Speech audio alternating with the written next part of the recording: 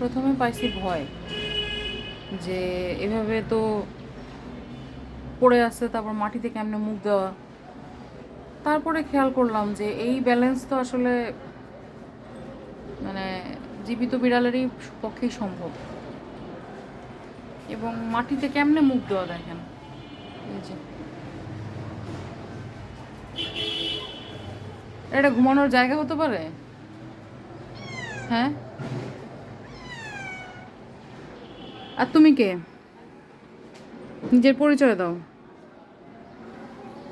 দাও পরিচয় দাও। বাসায় তো আসোই না, খালি খাইতে আসো, খেয়ে দিয়ে চলে দাও।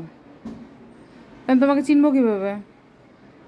হুম, তুমি কোথাকার বিড়াল?